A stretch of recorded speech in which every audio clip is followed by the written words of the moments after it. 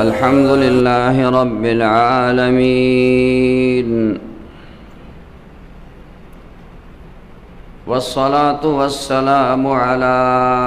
خاتم الأنبياء والمرسلين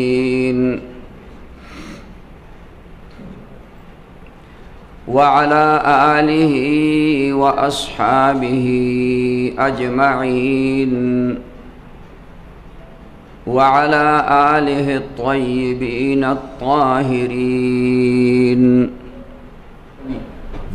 زمارونو دا یادو ساتي اما بعد فاعوذ بالله من الشيطان الرجيم بسم الله الرحمن الرحيم نو که زه په دې ګوټ کې ناست یم او تبلیغ ته نه ځم نو ماته دا من عمل صالحا من ذكر أو أنثى وهو مؤمن فلنحيينه حياة طيبة ولنجزينهم أجرهم بأحسن ما كانوا يعملون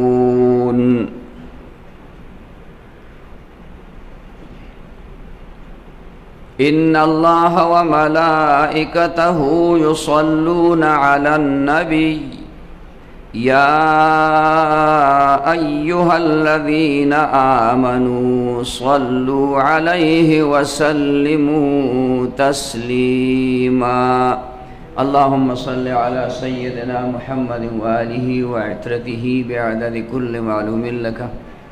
اللهم صل على سيدنا محمد وآله وعترته بعدد كل معلوم لك قابل صد احترام علماء کرام او محترم و مسلمانان ورونو دے دنیا کے زمارونو دا یادو ساتي ډېرې شعبې د دین د باطینی علوم دا په مدرسو کې د دین په خدمت کې لګیا دي د دین په ارتقا او ترقۍ کې لګیا دي لکه څنګه چې د تبلیغ اصول دي ډېرې شعبې داسې دي او تبلیغ ته نظم خالص دنیوي ترقی مقصد دے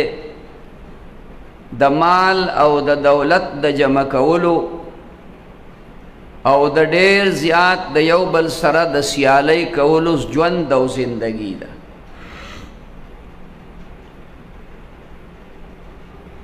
خو په دې ټولو شعبو کې چې کومه بهترین شعبه ده نو هغه د دین ده هغه که نمونه جدا جدا دي خو مقصد یو دی په دغه ټولو شعبو کې د ټولو نه اولنۍ او بهترین شعبه هغه د دین علم ده د علم دین چې په کومو مقاماتو کې حاصلیږي کاغه جماعت ته کاغه نوم مدرسه ده کداغه نوم دارالعلوم ده خواږه کې د الله زمارونو دا یادو ساتي د قرآن چې دا باطینی جناب محمد رسول الله صلی الله علیه وسلم د احادیث دا په تبلیغ کې نزد کی او د دین د مسائل ذکر کیږي داغه اشاعت کیږي دغه توي مدرسه دغه توي دارالعلوم او تبلیغ ته نظم نو ماته دا د ټولو نه اولنۍ او بهترین شعبه د دین ده ځکه چې رسول الله صلی الله علیه وسلم چې کله پیغمبر شوی نو یعنی نبوت ورته په دنیا کې نو ملاو شوی نو غار حرا نومي یو ځای کې د مکې مکرمې سره 4-5 کیلومتره فاصله کې هغې کې به او د الله عبادت به کو او اولنی وحی پیراله کله چې عمر 40 کاله برابر شو نو پاغه وحی کې اولنی 15 آیتونه د سورت علق راغل اقرأ باسم ربك الذي خلق خلق الإنسان من علق اقرأ وربك الأكرم الذي علم بالقلم علم الإنسان ما لم يعلم دا اولنی 15 آیتونه نازل شو او پدې کې الله جل شانه دا علم فضیلت ته اشاره وکړه لومبۍ خبره دا اقرأ نو په علم کې اولنۍ خبره دا ده چې لولې به ته چې بچی راولې ماشوم په جومات کې قاری صاحب ته کښېنې مولانا صاحب ته کښېنې نو هغه ورته وایي بچي وایه دا الف زما وروڼو دا یاد وساتئ چې دا باطینی علوم دا وایه الحمد دا په مدرسو کې نه زده کېږي دا وایه الف لام میم دا په تبلیغ کې نه زده کېږي لکه څنګه چې د تبلیغ دا علم د دې شروع د اقرأ نه کېږي ګوټ کې ناست یم رسول الله او تبلیغ ته نظم نو ماته جبریل علیه السلام اول دا خبره وکړه اقرأ وایه لولا پڑھو اگر جواب گئی ما انا بقارئ میں تو کوئی پڑھنے والا نہیں ہوں ما کچھ نزدکڑا نہ رکڑی سمیویلی ندی نہ پوئیگم درے سلور پیرے ورقدا ہوئے او بے سینہ کے زور ورکو او ورتے ہوئے اقرأ بسم ربک الذی خلق خلق الانسان من علق اقرأ وربک الاکرم الذی علم بالقلم علم الانسان ما لم يعلم نو اول او توید علم ابتدا بکیږي د اقرأنا د پړنا نه د لوستلو نه به ورته وي چې دا علم حاصلوي نو زده د پاره با کتابت او لیکل پکار وي زمو عرب متل کوي چې دا علم خو ضروری دی خو دا لیکل د دې علم د پاره قید دی لیکل دی وکړه د استاد نه دی خبره اورېدلې ده او هغه د ځان سره ولیکله د ځان سره ولیکله دې زمانه کې کار آسان شي پخوا به مونږ لیکل کول د استاد د خولې وینا او مونږ به فټافټ د هغې لیکل کول چې یاره دا سبا له په دې کې زمونږ نه ګډوډوالی را نه شي خطایي پکې را نه شي اوس کار آسان شوی دی مونږ چې درس کوو طالبانو ته سبق وایو موبایل بلا شی په تپایي باندې مخې ته پرتي او هغوی چې کوم دی نو هغه ټیپ کوي ریکارډ کوي او بیا ځان لاوري امنګ به لیکل کول دومره لیکل ما کړي اوس یې راغونډولی نه شم الحمدلله یو د دوره حدیث په کال باندې یعنی اخیری کال چې کوم وي تاسو ته فاینل وایې په فاینل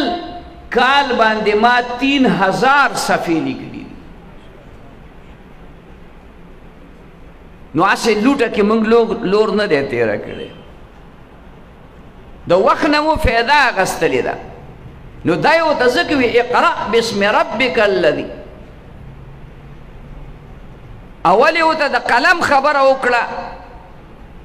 د اقرأ او بیا یو ته د قلم خبره وکړه چې دا به سره یاد ساتي دا به محفوظ کې دا درنه برباد نشي دا درنه ګډوډ نشي او بیا یو ته څه وي علم الانسان ما لم يعلم انسان ته هغه خبرې وښودلې د انبیاو علیهم السلام په واسطه باندې زما وروڼو دا یاد وساتئ چې دا باطینی علوم بشماره خبرې دا په مدرسو کې نه زده کېږي چې ما او تا په سترګو نه دي لیدلي دا په تبلیغ کې نه زده کېږي زما او ستا غوږونو نه دي چې د تبلیغ اصول دي ما او تا په ژبه په هغې کامل تلفظ نه شو کولی او تبلیغ ته نظم نو مونږ د هغې د لیدلو نه عاجز یو، خو تی خبر یو. هلکه څنګه خبر یو؟ تا لیدلی نه دی. ګورې او د څیز معلومات به کېږي په دې سترګو، په دې غوږونو واورئ، په دې پوزه بوی به کېږي، په دې ژبه وبې سکي. د دې خبرې پته به تا ته په دې لارو باندې لګي، په دې لاس باندې معلوم به کې دا کلک دی، دا پوست. حواس خمسو باندې به ته دا څیز معلومې. خو بعضې څیزونه هغه دي چې د حواس خمسو نه د هغې مرتبه اوچته ده. دوزخ، جنت، عرش معلا، و اسمانونه، سدرة المنتهى،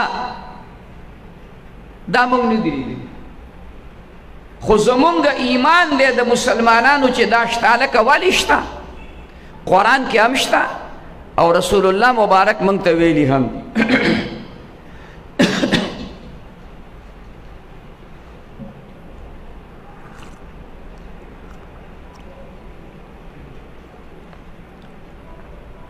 نبی علیہ الصلوۃ والسلام مونږ ته د هغې تعلیم را کړی دی.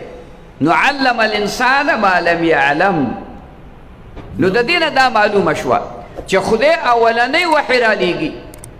او هغه د علم په باره کې را لیږي. نو معلومه دا شوه چې علم د دې ټولو نه افضل دی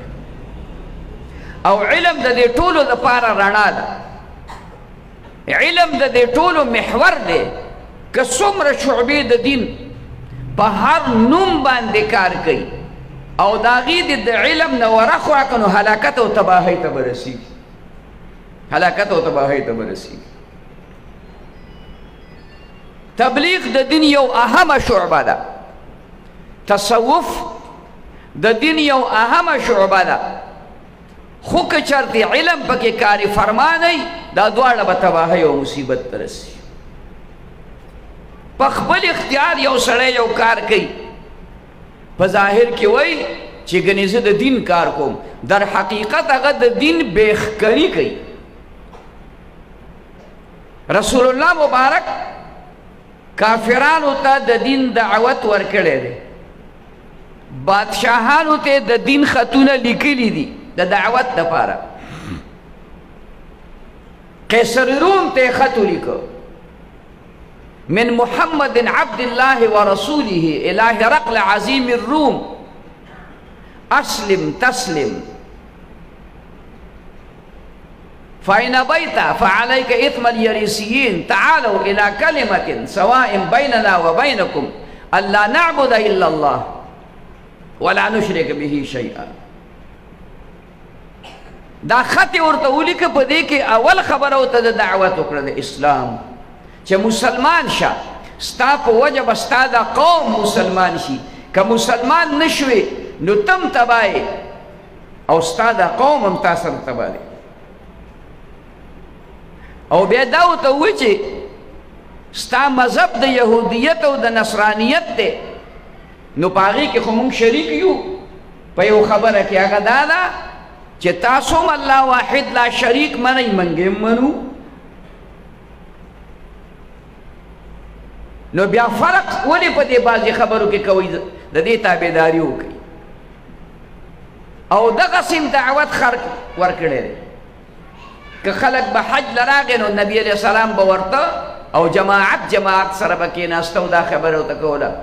یا ایها الناس قولوا لا اله الا الله تفلحوا. ای خلکو یو الله ومنئ کامیاب بش. اوس که دغه طریقه مونږ د رسول الله مبارک د سنتو مطابق راټینګه کړو، په هغې وچلېدو، نو دا زمونږ هم کامیابي، دا ستاسو هم کامیابي. دا د ښه هم کامیابي، دا د بد هم کامیابي. دا د ښایسته هم کامیابي، دا د بدرنګ هم کامیابي. ابو لهب د ټولو نه ښایسته انسان دی په دې عربو کې. ابو لهب ورته ویلی کېږي په دې لهب وایي د اور لمبې ته دا سره لمبه چې پورته کېږي. دی د رنګ نه سور سپینو ښایسته ښکلی خلکو ته ابو لهب وی. او بلال رضی الله تعالی عنه هغه په ظاهر کې ښایسته نه و، داسې لږ د ادب الفاظ سره استعمالي، بدرنګ به نه وایه، ظاهر شکل باندې ښکلی نه و، د ابولهب په شانتې، د ابو جهل په شانتې، د عتبه شیبه په شانتې، ځکه چې د ایتوپیا اوسېدونکی و، د حبشې، د رنګ نه تور و، شونډې ښکلې نه وې، غاښونه مزېدار نه و، خو داسې یو مقام ته ورسېد، داسې یو مقام ته چې کله به مجلس ته راغی نو د حضرت عمر غوندې خان، د مکې مکرمې ملک، د مکې مکرمې خان او سردار اب پاسید وی جاء سیدنا بلال، زمونږ سردار بلال راغی. دا څه چل و؟ دا بلال د غلام نه سردار مقام ته ولې ورسېد؟ پریوت تحترین ته ابو جهل قریشي و، پریوت تحترین ته ابو جهل قریشي و، اوخت حبشي بلال د دین په کنګرۍ لوړې.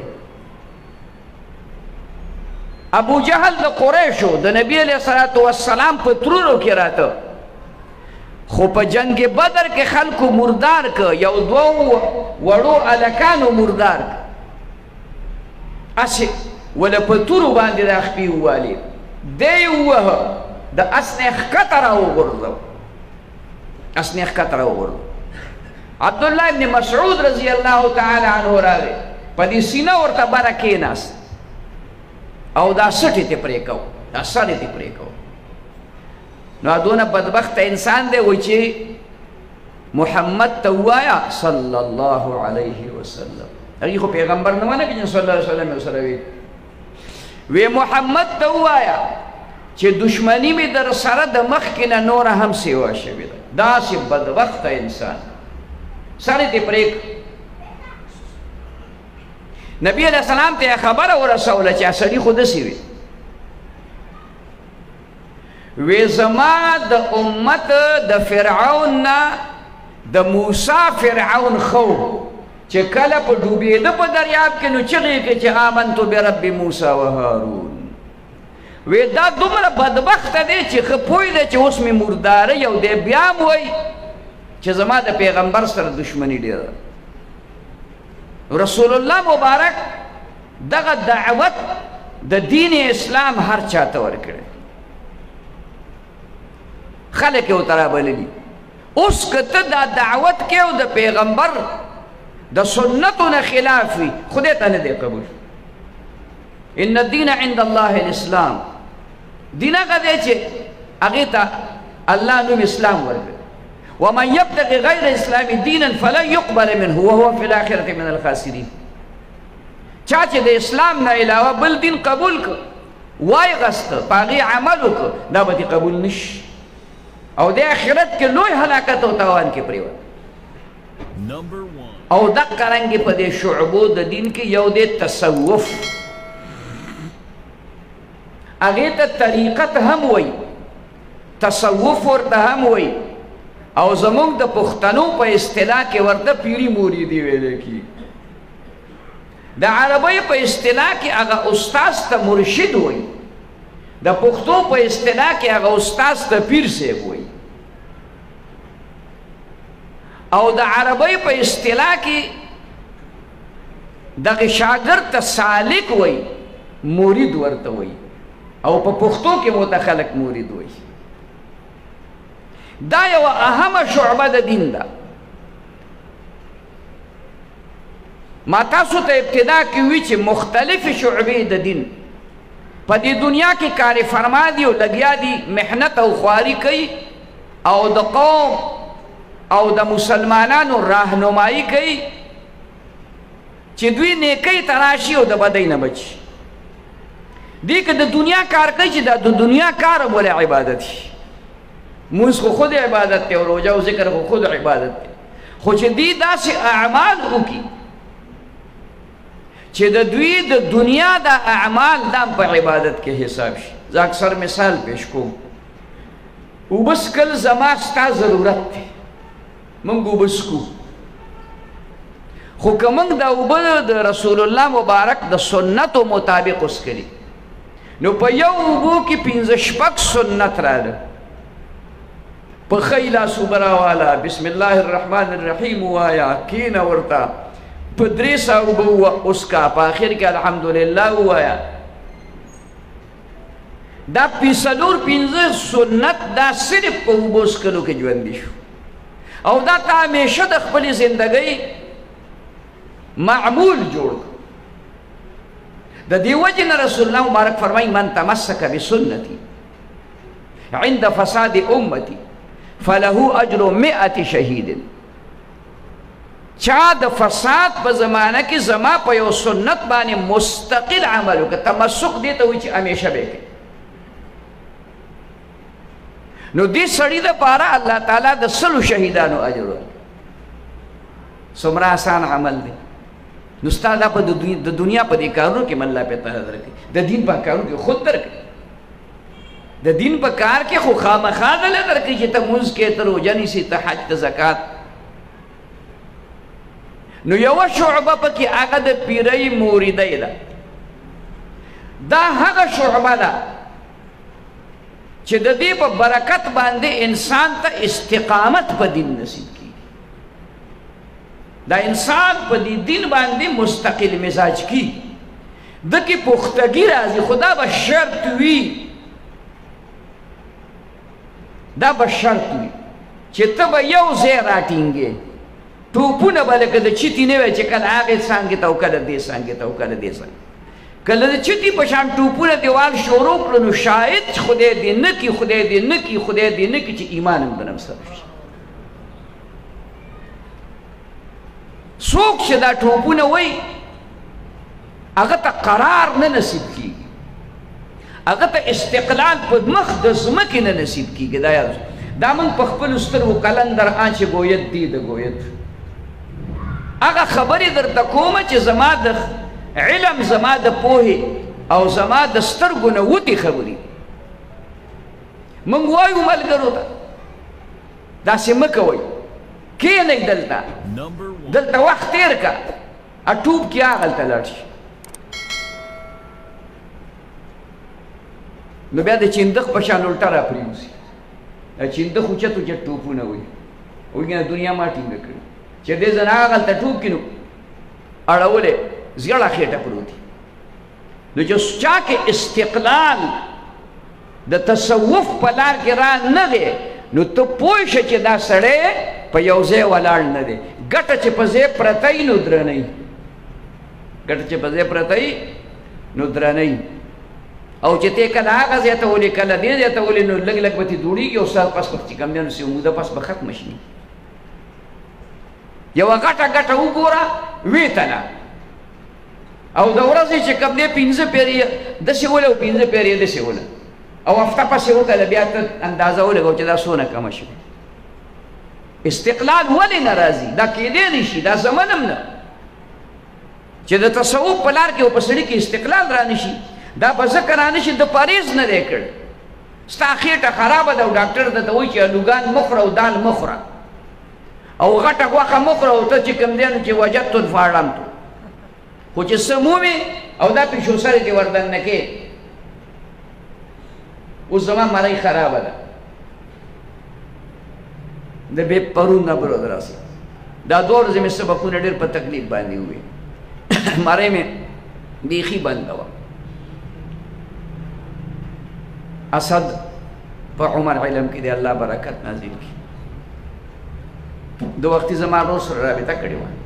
هغه ورته ویل خو ناجوړه دی مرۍ هم خرابه ده سبق یې نه دی ویلی طالبانو ته.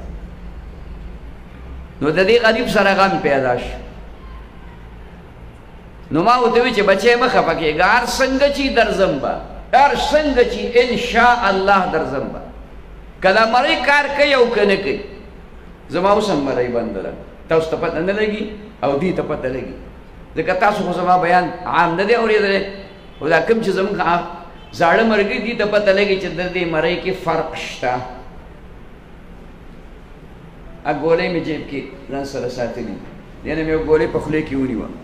یو ځای کې مې بیان کو دې نه مې ګولې په خولې کې ونیوه زما دې وراره ته چې کوم دی چا وي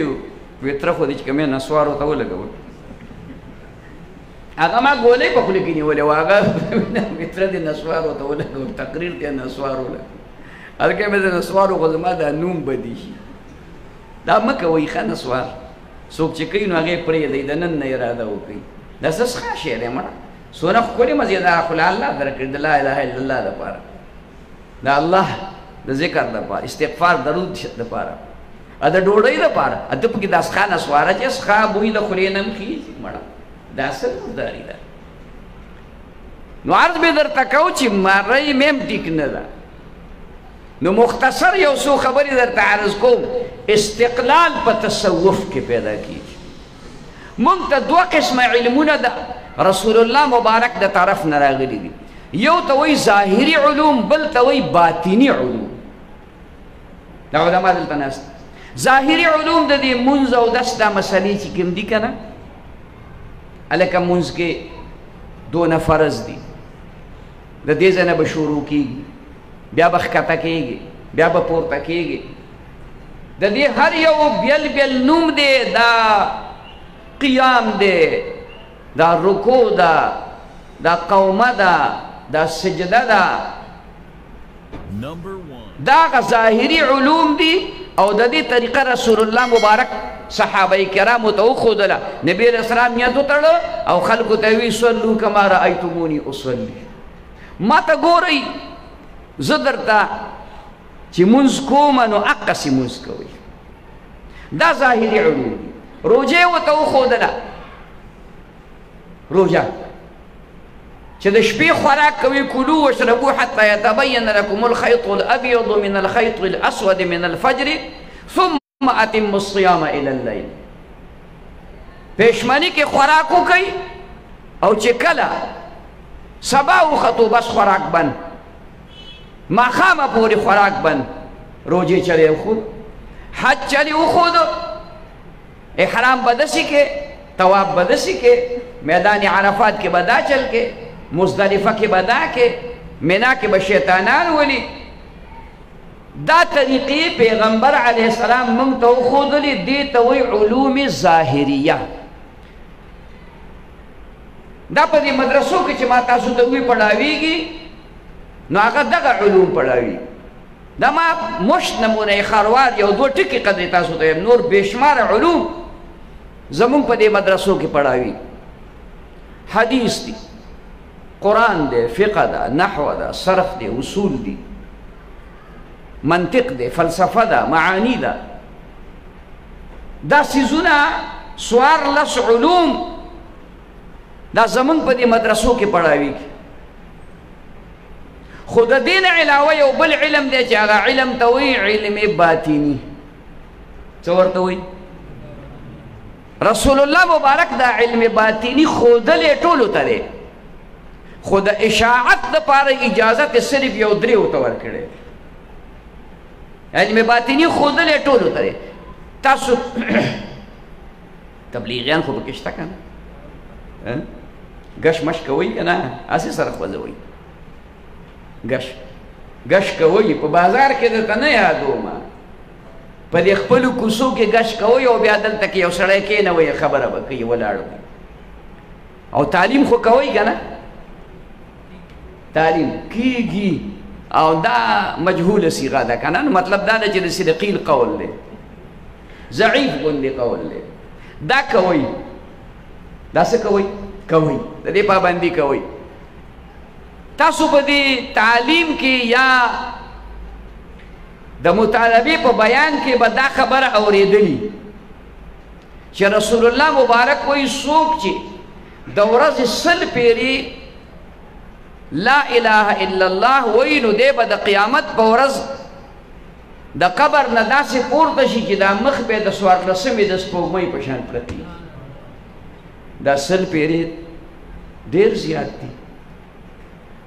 ډېر زیات خو نه دي بس په یو منټ کې ویلی کېږي په باندې منټ کې دې ویلی شي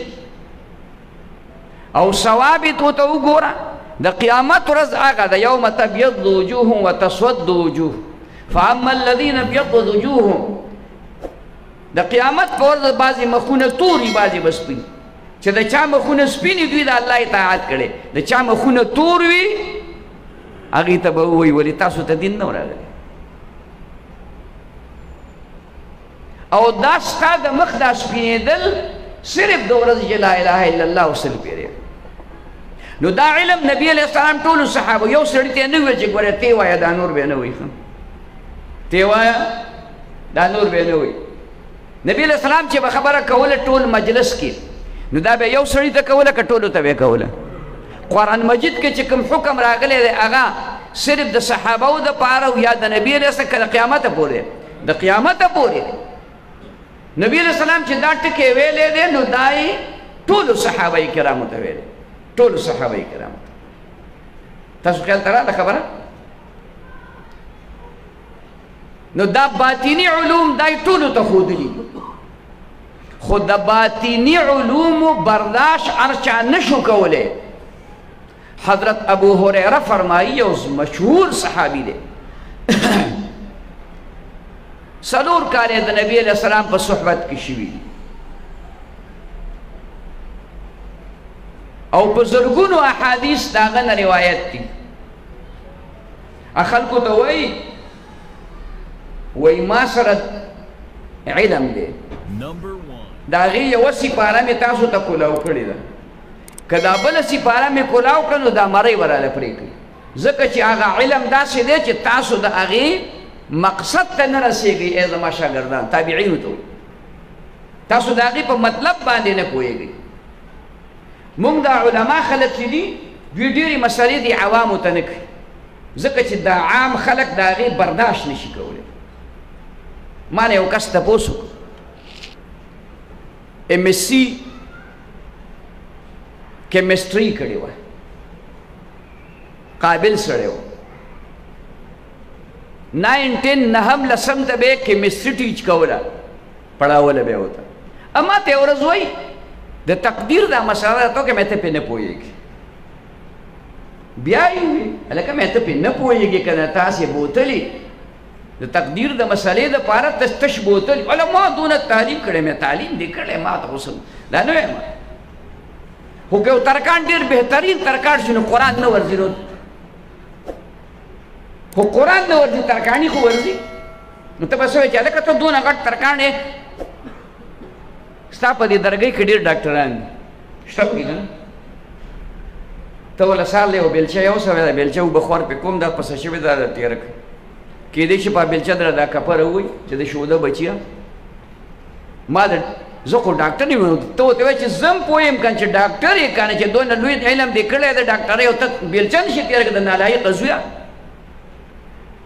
دا خبره به صحیح دا به غلطه دا به غلطه دا ټیک خبره نه ده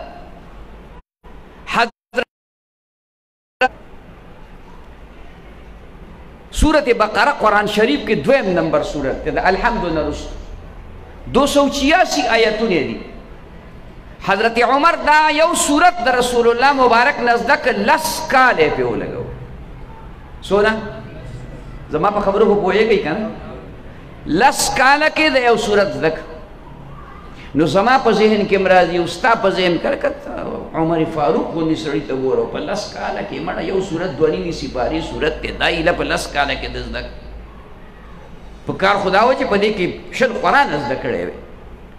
صحابی دے دا پیغمبر پا صحبت کے ناس دے نو زمان دے دے قرآن مجید دیر تفسیرو دے یو تفسیر دے یو تفسیر قرطبی ہوئی قرطبہ پا اندلس کے دے یو زینون دے اندلس باندې مسلمانانو 800 کاله حکومت کړ بیا په عیسایان غالب شو هغه دغه قرطبی تفسیر قرطبی په مقدمه کې لیکلی دی چې د یو آیت د قرآن مجید 60,000 معناګانې دي ټول وایي سبحان الله 60,000 معناګانې دا چې هغه زده کو عمر فاروق نو د هر آیت 60,000 معناګانې زده کړي هر آیت دا داسې نه ده دا هغه علم باطني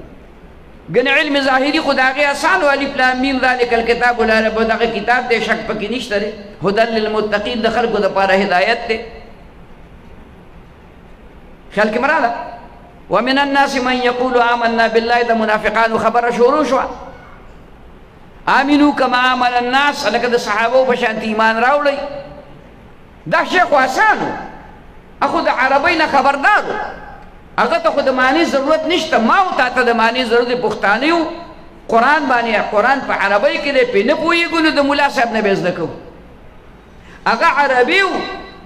او بیا یو صورت پلس کا لیکن دا دی معنی دادا چی علوم ظاہریہ او علوم باطنیہ چی پا دی که سمرو دادا غی نزدکلی یعنی رسول اللہ مبارک نزدک او دا علم رسول اللہ مبارک ابتدا کے صرف دو صحابہ تو خدا مخی کی دور سے اگے کہ یو دے ابو بکر صدیق رضی اللہ تعالی عنہ یو دے حضرت علی کرم اللہ وجہہ او دے حضرت ابو بکر صدیق نا سلمان فارسی دا علم واغست گویا درے صحابہ کرام شو اگی دغا دا تصوف علم دغا باطنی علم ممتراو رسو سمرچ سلسلی دا تصوف گوری نو آغا با حضرت علی او حضرت ابو بکر صدیق رضی اللہ تعالی عنہ دا باقوی ترسید لی دا غیر مروی زمارونو دا یادو ساتی چه دا باطینی علوم دا پا مدرسوں کی نزدکی گی دا پا تبلیغ کی نزدکی گی لکه سنگ چه دا تبلیغ اصول دی نو کزا پا دی گوٹ کے ناستیم او تبلیغ تا نظم نو ما تا دا پتا نگی دا سی روزہ سے شیرے خر دے ٹٹو دے دا چلہ پا کسی شیرے او دا درے چلے پا کسی دی پتا لگی بیا او دا گش سے شیرے گش خو منگ دیتا ہوئی چو پولیس والا روان دیو چی شیرے موبائل کے دے خواہ لڑا کسو کرے مو خو گش دیتا ہوئی بیا بتا گشو پہ جانی چی تبلیغ تا نیز دینا ورزی اے مولیانو طالبانو تاستو ہے کافیہ او شرجامی او ہدایہ با او پہ جانی چھ دا مدرسی سر دی رابط نہیں تب اوے شافیہ بچہ تر جنہی نومی دا کافیہ بے دا خور نومی او ہدایہ بے دا ترور نومی نا دا خزو نمونہ ندی دا کتابون نمونہ دی خدا پا پٹی کس دکی کی پا ایمان راتا ہوا ہے دا پا دکان کس دکی گی نا دا پا کم زی کس دکی گی دا پا مدرسہ کی بز دکی چھ مدرسہ کے کین آسکے نتا تو پتا دا مدرسی ماحول دا ادب و دا احترام دا بیا دا غینا زیاد دا ادب و دا احترام ماحول دا تصوف دے او بیا چکم دینو دا دعوت او دا تبلیغ ماحول دے ما تے کس دا اعتراض پا شکل ہوئی مڑوی دا مولیان جلسی کئی طول پینی مولیان تری نہیں ہو دا چرگی جوڑی کڑی ہو زندباد و مردباد و زندباد و مردباد چرگی ہوئی دا ملک او مخار آگستے راشا تبلیغ مرکز کے چکا بلیانو نا زندباد و مردباد چار سڑے خاموش گلے والان دے پخبل طرف روان دے سوکی دارانو سر کوتا کی دی کوتا کی اسا رہی کرنے نماو توی چے تنپوئے گی پدې زه پوهېږم وی څنګه ما وی چې دلته کې عشق غالب دی هلته ادب غالب دی دلته عشق غالب دی عاشق د ځانه خبر نه دی ټوپونه وایي مکه مکرمه کې عشق غالب دی سر د سرتور دی د پرتوب په ځای د لنګ دی د کمیس په ځای د صادر دی خپې ابلی سر د ببر دی نیګو منځولی شي نه پکې خوشبو لګولی شي نه پکې بله دغلته چوچغي به م وی لبیک اللہم لبیک لا شریک لک لبیک ولی خدای ناوری دادمونه چغی بیسو او بیا پا کعبہ مبارک کتاویگی و ٹوپونه پا کلا بیالوی علا مزا پا کداده چه دا یو اوگد بیال اخکارا کری مڑا دا پا منزی کے سوک کئی دا پا جماعت کے سوک دا ٹوپونه ہوئی دا غلطا عشق دے عشق الہی دے مدینی منوری تراشا و مگا مسلمان دے خاموش بلے دا رسول اللہ مبارک روضہ اقدس تا ادری کی تلا روی الصلاة والسلام علیکہ یا رسول اللہ دا خو په چغه الصلاة والسلام علیک یا رسول الله ته په قبر کې پروت دی، نه اوري نه هغه اوري په قلاره به وي. دلته به ټوپونه وي او هلته کې به ټوپونه نه وي. تلاوت بم کې نو په زوره به نه کې، لا اله الا الله ویم په زوره به نه کې، درود شریف ویم په زوره به نه وي. هلته ادب غالب. نو په تصوف کې ادب غالبي، ادب غالبي. تاسو خیال تراله د دې تصوف د خورولو د پاره مستقل پخوا زمونږ دا بزرگان علما دا پیران حضرات دی به د مختلفو علاقو د وطنونو دورې کوي، د نږدې د لرې. دې مقصد د پاره چې دا خلک د تصوف دې لارې ته راشي او دوی کې دا دینداري کلکه شي. دینداري پکې ده. اوس دلته چې تاسو ټول راغلي دا دې ته بېدینه ویلی شي څوک؟ دا ټول دینداره خلک دی، دا ټول ملګزار خلک دی، دا ټول محبت والا خلک دی د دین سره. خو دا دینداري پخول غواړي، پخول. که چالان دې د بازار نه یوړو خو د کور کې پې چکونه نه لګي چې سوري پخ کړي دي. دینداري او ایمان در سره دی، خو دا ایمان او دینداري دا به محکم کول غواړي. د دې دوکانونه د تصوف مقامات دي، هغه ځایونه دي چې کوم ته خانقاه ویلی کېږي. لکه څنګه چې مدرسې ته دارالعلوم وې، مدرسه ورته وې، جامعه ورته وې، او د تبلیغ هغه ځای ته چې کوم ځای کې جماعتونه جوړېږي هغې ته مرکز وې. نو دقسې چې کوم دی د تصوف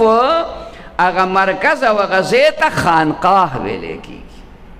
خانقاه ورته ویلی کېږي. نو ته به د خانقاه سره ربط او تعلق ساتي. دقې سلسله کې الحمدلله ثم الحمدلله. زه د یوې پیسې نیم، خو زما دا کشران دی له الله پاک چې کوم توفیق ورکړی دی، کوم توفیق ورکړی دی، نو دا ډېر لوی توفیق دی. والله دې ورته د عمر بر دپاره نصیب کړي. دی دا مشوره مونږه 3 اجتماعګانې کوو. یو ته هفتواره اجتماع مونږ وایو، هره جمعه د جمعې د مانځه نه واله تر مازدیګره پورې 200-300 کسان ملګري د مختلفو اطرافو نه راغلي. یو اجتماع کوو ماهانه،